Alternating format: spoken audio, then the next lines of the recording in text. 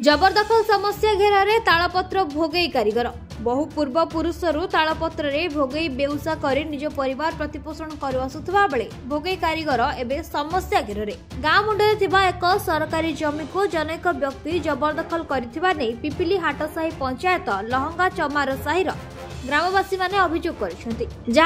श्रीमंदिर को जाउथबा भोगई तैयारी रे समस्या उपुजिथिबा बेले कारीगर माने श्रीमंदिर को भोगई जोगाइबा पई असमर्थ होई पड़ुथबा कहिसंती। गाँ मुंडरे सरकारी जमी रे पूर्व पुरुषरू तालपत्र सुखाए विभिन्न भोगई बिछणा पखिया आदि तैयारी करी जीविका निर्वाह करुथबा पिपिली हाटसाही नहंगा चमार साहिर भोगई कारीगर को एवं बाधक साजिछि। गाँ मुंडरे थिबा सरकारी पड़िया को जनैक बलशाली व्यक्ति 6 मास हेब काठ गदा करी जबरदखल करथिबा नै उक्त चमार साहिर भोगई कारीगर लोके अभियोग करिसेंती। जनैक व्यक्ति उक्त जमी रे मात्राधिक काठ गदाई व्यवसाय करुथबा भोगई कारीगर तालपत्र सुखाइबारे समस्या उपुजुथिबा ग्रामर लोके अभियोग करिसेंती। एने ग्रामवासी माने गत अक्टोबर 5 तारिख रे पिपिली तहसीलदार निकट रे अभियोग करथिबा बेले तहसीलदार एजावत कोनोसी दुष्टांत पदक्षेप नै नथिबा चमार साहिर लोके अभियोग करिसेंती। सेपटे एही घटना को उक्त जबरदखलकारी खंडन करबा सह से उक्त जगह को 5 वर्ष हेब दखल रे करिसेंती। ए बाबद रे ग्रामवासी झामु यात्रा रे से आर्थिक सहयोग करिसेंती बोली कहिसेंती। अन्यपटे याकू तदंत करा जाई जबरदखल हटा जिवो बोली पिपिल तहसीलदार दिलीप कुमार माझी कहिसेंती। आज्ञा आम जेजगोसी अपमलू पीढ़ी पीढ़ी धरी आज्ञा तालपत्र आज्ञा आम निर्भर करू कौन आज्ञा से आज्ञा जगन्नाथ बाबू सुखिली भोग निमंते आज्ञा आम तालपत्र भोगई बुणी जगन्नाथ बाबू दिउ किंतु आज्ञा जो तालपत्र गाड़ियाटी आज्ञा आगे धुओ तापर पड़िया आज्ञा सुखाओ ये पड़िया सुखा द्वारा आज्ञा ये सरकारी जगह सुखा द्वारा गोटे आज्ञा लहंगार जड़े खंडायत श्रेणी लोक सुमंत फुटी आज्ञा बलपूर्वक ये आसिक 4-6 मास है काठ गदुची आम जिते कहले सुधा से काठ उठाऊ ना कि आज्ञा जदि आम कहलु सी भी शुणियार ना आज्ञा आम तालपत्र जो 20-22 परिवार जदि ये न सुखैबू कि न धोबू ताल आज्ञा आम 20-22 परिवार उच्छेद हो आपण मानक अनुरोध आपण मैंने आमको साहाय्य करें आम आज्ञा पूरी उपजिलापाल सार पाखक गोटे लिखित अभियोग नहीं दबू आदि से लिखित अभियोग से देवे स्टाम्प मारिक देवे जे पत्र तालपत्र से जगार सुखिया काठ उठिया ताल आम आज्ञा आसिक गाँव में पुणी तालपत्र सेवा करूँ जगन्नाथ पाक पठेबू अभियोग आज्ञा तहसीलदार को दीथर गलु कि तहसीलदार शुणिले ना पिपिल तहसीलदार आज्ञा सी आज्ञा कह हाँ पठेबू आरआई सार को पठेबू कि आज्ञा शुणिले कि कहले जाइलु आज्ञा अगस्ट 5 ना तारीख से पुआ आज्ञा कागज रखी आज्ञा आम रखीचु कि आज्ञा किसी तो पदक्षेप नेले से आज्ञा असुविधा कौन तालपत्र जब न सुखैबू आमर आज्ञा पिला छुआ पाठ केमी पढ़े आम परिवार आज्ञा देह मुंडा भल मंद घर द्वारा आम आज्ञा किसी करें 20-22 परिवार आज्ञा आम उच्छेद हो जदि बलपूर्वक सी कदे आम कह द्वारा से मानुनी जदि आज्ञा आपण मैंने सहयोग करेंगे आपण मान मध्यम आम पाइबू आज्ञा चिर उपकृत हो तालपत्र धोईकी से गाड़िया धोईकी ये पड़िया सुखाऊ जड़े खंडायत श्रेणी लोक लहंगा ग्रामर जाना सुमठ घोटे बापा ना हूँ ब्रज घोटे सी काठ गदे काठ गदिया 4 मास है काठ गदे कहपर से काठ उठाऊनी तो चमार तुम काठ गदे तुम कौन कर मु गवर्नमेंट जगह गदे आज्ञा आम जी से कथा कहले आम तो से संबल ना आमर ये भल बंद करने आम निज लोक आपण मैंने ये अनुरोध करुँ आम तालपत्र काठटा उठिले आम तालपत्र कम सुरक्षित पिला छुआ भल बंद कर तालपत्र पेड़ी जगन्नाथ मंदिर पेड़ी जाए भोगई जाए चुकली भोग हो बाला छुट्टी हो आज्ञा आम जगन्नाथ ठीक से जिन पठे पार तो सुखा जगह ना आम कौन कौन आम चाहूँ काठ उठू काठ उठ पूर्ण आम सेवा जगन्नाथ आम पिला छुआ भल रहे आम सुविधा 22 घर परिवार ये ये सुखी गहरे धान फान हो कटाकटी है बाहर सारे सुखी कर छात पर पकाऊ घर पकाऊ गाँ दाँड़े पकाऊ आम चलू कौन कर दाबी जाऊ काठ उठे आम उपकृत हब आम यही तालपत्र भोगई बिचेणा ये पेड़ी सब करुचु नहीं जाऊँ जगन्नाथ पाखु गाड़िया बुड़ाऊ धोई दियो पड़िया सुखाऊ जो नहंगार बज आणिकी ये काठ गदी आम जमी पतर करा नहीं जाऊँ आमको धर धर मार मार पड़े आम कौन काठ उपर सुखई पारू कि ଆଉ କ'ଣ ବୁଣିବୁ କ'ଣ କାଟିବୁ କ'ଣ ନେଇକିରି ଯିବୁ ପିଲା ଆମେ ଶୁଖଉଥିଲୁ ଦେଖିକିରି ଜଗନ୍ନାଥଙ୍କ ପାଖକୁ ଭୋଗେଇ ଟୋକେଇ ସବୁ ବୁଣା ବୁଣି କରୁଛନ୍ତି ତାକୁ ଇଏ କରିଦେଲେ ଇଏ ବନ୍ଦ ହେଇଯିବ ଏ କାମ ସେଇ ବାଧା ସୃଷ୍ଟି କରୁଛି ସେଇ ଆମେ କାହିଁ କରିବୁ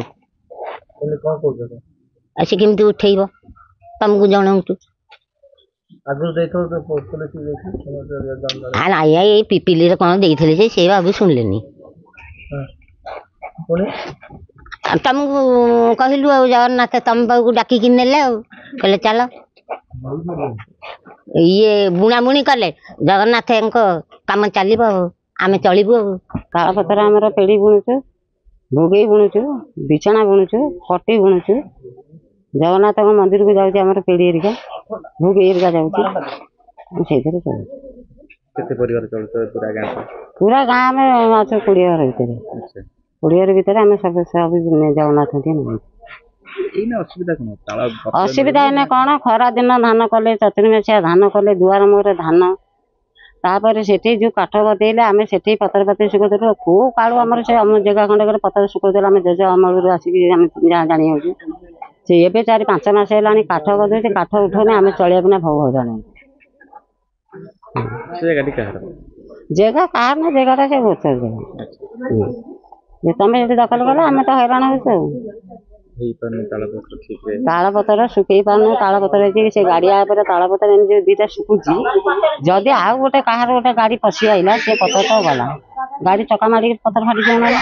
ଆମର ଜାଗା ଦରକାର ଜାଗା ଖଣ୍ଡି ହେଲେ ଆମେ ପତ୍ର ଶୁଖେଇବୁ ଆମେ ଜଗନ୍ନାଥଙ୍କ ମନ୍ଦିରରେ ନେଇ ଭୋଗେଇ ପହଞ୍ଚୁଛୁ ପେଡ଼ି ପହଞ୍ଚୁଛୁ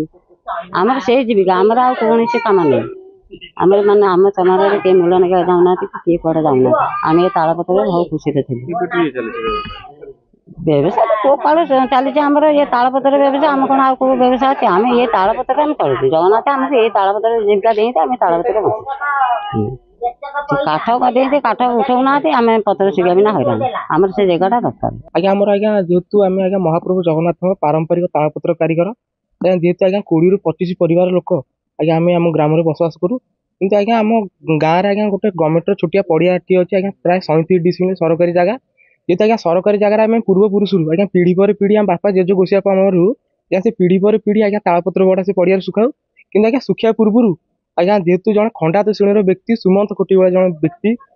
ଯିଏଠି ଆଜ୍ଞା ମୋ ଜୋର ଜବରଦସ୍ତ ଆଜ୍ଞା ନାଲି ଆଖି ଦେଖି ସେ ବର୍ତ୍ତମାନ ସେ ପଡ଼ିଆରେ ଆଜ୍ଞା କାଠ ବ୍ୟବସାୟ କରିଛି ଏବଂ ଆମେ ତାଙ୍କୁ ବାରମ୍ବାର କହିବା ସତ୍ତ୍ୱେ ମଧ୍ୟ ଆଜ୍ଞା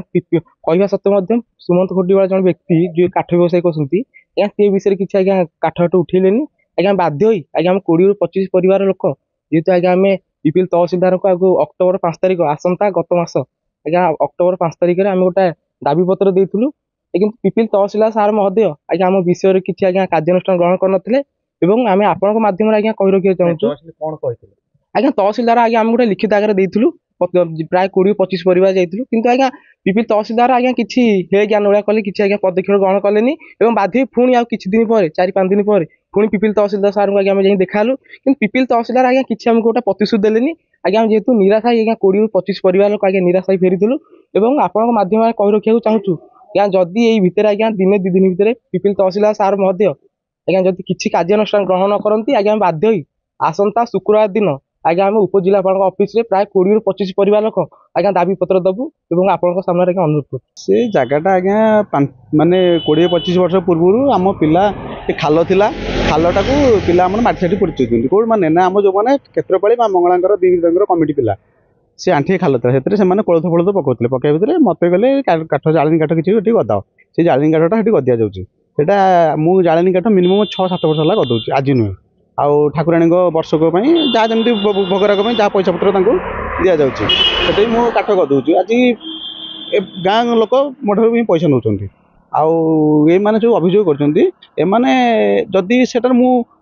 କାଠଟା ଗଦାଉଛି ଯେଉଁଟା କାଠଟା ସେଇଟା ଆପଣ ଦେଖନ୍ତୁ କାଠଟା ଆଜି ଗଦିଆ ହେଉଛି କି ସେଇଟା ମିନିମମ୍ 5-7 ବର୍ଷ ହେଲା ଗଦିଆ ହେଉଛି ଆଜି ନୁହେଁ ସେମାନେ କହିଛନ୍ତି 6 ମାସ ହେଲା ମୁଁ ଯଦି ପ୍ରଥମ ଟ୍ରିପ୍ କାଠଟି ପକେଇଲି ସେ ମୋତେ ବିରୋଧ କରିଥାନ୍ତେ ଯେ ଏଠି କାହିଁ ତୁମେ କାଠ ଗଦାଉଛ ଆମେ ପତ୍ର ଶୁଖୁଛୁ ସେଇଟା ଥିଲା ଛାତିଏ ଖାଲ ସେଠାରେ ଆମ ଗାଁ ପିଲା ସେଠି ମାଟି ପୋତିଛନ୍ତି ସେ ମାଟି ପୋତିକି ସେଟାକୁ ଢିପ କରିକି ସେଠି ଫୁଲ ଗଛ ଲଗାଇଥିଲେ ସେ ଫୁଲ ହେଲାନି ବାଲ୍ଟି ମାଟିରେ ବୋଲି ମୁଁ ସେଠି କାଠ ଗଦାଉଛି ଠାକୁରାଣୀଙ୍କ ଅନୁଷ୍ଠାନ କିଛି ପଇସା ଜାଳେଣୀ କାଠ ଗଦି କିଛି ଅନୁଷ୍ଠାନକୁ ପଇସା ମୁଁ ଦେଉଛି ସେମାନେ ଯୋଉ ଅଭିଯୋଗ କରୁଛନ୍ତି ସେଟା କଣ? ସେମାନେ ସବୁ ଅଭିଯୋଗ ସବୁ ମିଥ୍ୟା ଆଜ୍ଞା। ସେ କୁହନ୍ତି 6 ମାସ ହେଲାଣି ତମେ କାଠ ଆପଣ ଦେଖୁନାହାନ୍ତି ସେଠି 6 ମାସ ନା କେତେ ଦିନ ହେଲା ସେଠି କାଠ ଗଦିଆ ହେଇଛି। ପୂର୍ବପୁରୁଷରୁ ସେ ଜାଗାରେ ନା ନା ପୂର୍ବପୁରୁଷ କୋଉଠି ଥିଲା ସେଟା ଛାତିଏ ଖାଲ ଥିଲା ତା ଭିତରେ ଗୋଟେ ସମାଧି ଥିଲା ଆଣ୍ଠିଏ ଖାଲ ଥିଲା ମାଛ ବୁଆଉଥିଲେ ପିଲା। ସମ୍ପୂର୍ଣ୍ଣ ମିଥ୍ୟା ସେ ସବୁ କଥା। ଆପଣ ଦେଖନ୍ତୁ ସେ କାଠଟା କେବେ କରିଛି ଯୋଉ କୋଳଥ ବୁଣା ହଉଥିଲା କେତେ ପାଲା ହଉଥିଲା ଆଣ୍ଠିଏ ଖାଲ ଥିଲା ସେଇଟାକ ମାଛ ଧରୁଥିଲେ ପିଲା। ଆପଣ ଦେଖୁନାହାନ୍ତି ସେଠି ମରମ ପଡିକି ମରମ କୋଉଠି ଆସିବ ଯଦି ସେଟା ଢିପ ଥିଲା ମରମ କୋଉଠି ଆସିଲା ମରମ ବାଲି ରିସେଣ୍ଟ ସବୁ ପୋତା ହେଇଛି ଆସିକି ଗଛ ନଥିଲା ଓସ୍ତ ଗଛ ନଥିଲା ଓସ୍ତ ଗଛ ଆମେ ଲଗେଇଛୁ ସେଠି ଗୋଟେ ହନୁମାନ ମନ୍ଦିର କହୁଛୁ ସେମାନେ କରେଇଦେଲେନି ଖାଲି କଳି ଝାମଲା କରିବା ଉଦ୍ଦେଶ୍ୟ ସେମାନଙ୍କର। ଗୋଟେ ଅଭିଯୋଗ ଆସିଥିଲା କି ସେ ଯେଉଁ ନାହାଙ୍ଗା ଗାଁର ସେଠାରେ ଯେଉଁ ଚମାର କମ୍ୟୁନିଟି ଅଛନ୍ତି ସେମାନେ ତାଙ୍କର ପାରମ୍ପରିକ ହିସାବରେ ତାଙ୍କର କୌଲିକ ବୃତ୍ତି ଯେଉଁଟା ଅଛି ଯେଉଁ ତାଲପତ୍ର ଶୁଖେଇକରି ସେଥିରେ ଯେଉଁ ତିଆରି କରନ୍ତି ତ ସେଇ ଜାଗାକୁ ସେଇଟା 37 ଡିସମିଲ୍ ଥିଲା। ସେ 37 ଡିସମିଲ୍ରେ ଜଣେ କିଏ ଗୋଟେ କାଠ ଲଗାଉଛି ଏନକ୍ରୋଚମେଣ୍ଟ ଅଛି ତ ତାଙ୍କୁ ହଟେଇବା ପାଇଁ ସେମାନେ ପୂର୍ବରୁ ସେମାନେ ପିଟିସନ୍ ଦେଇଥିଲେ ଆଉ ସେ ପିଟିସନ୍ ମୁଁ ଆର୍ଆଇଙ୍କୁ ଫରୱାର୍ଡ଼ କରିଛି ଏବଂ ସେ ଆର୍ଆଇ ତାକୁ ଇନକ୍ୱାରି କରିକିରି ସେ ଏନକ୍ରୋଚମେଣ୍ଟ ବୁକ୍ କରିଛନ୍ତି ଏବଂ ଖୁବ୍ ଶୀଘ୍ର ତାହା ସେଇ ଜମିକୁ ଉଚ୍ଛେଦ ମୁକ୍ତ କରାହେବ। ଏବେ ଅଭିଯୋଗ କରିଥିଲେ ବର୍ତ୍ତମାନ